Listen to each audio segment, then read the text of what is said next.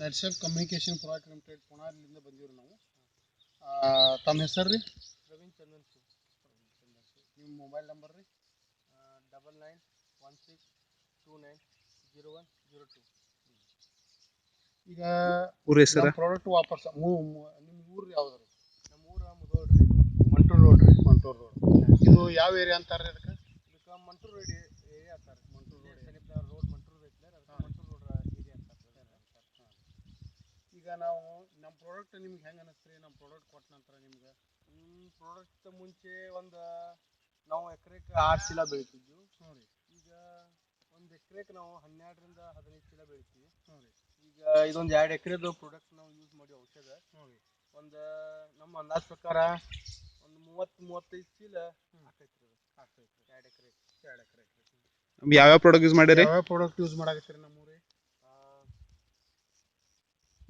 ಟೆಮ್ರಿಜ, ಆಮೇಲೆ 595 ಸೇತ NPK ಇವನ್ನೆಲ್ಲ use ಮಾಡಿ. ಈಗ ಎಷ್ಟು ಸ್ಪ್ರೇ ತೊಗೊಂಡ್ರಿ ನೀವು? ಈಗ ಒಂದು 3 ಸ್ಪ್ರೇ ತೊಗೊಂಡಿವ್ರಿ. ಈಗ 3 ಸ್ಪ್ರೇ ತೊಗೊಂಡ್ರಿ. ಹಾಂ ರೀ.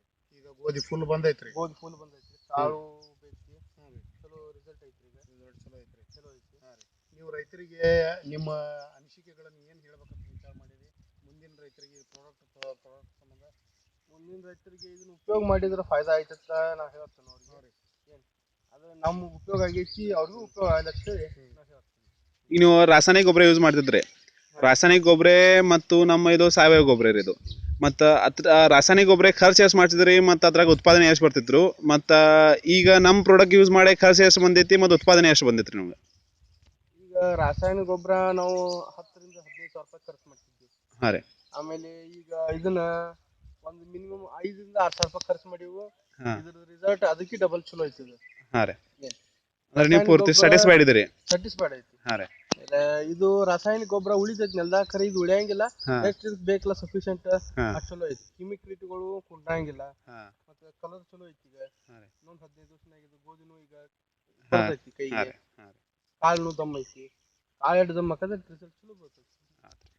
ನಮಸ್ಕಾರ.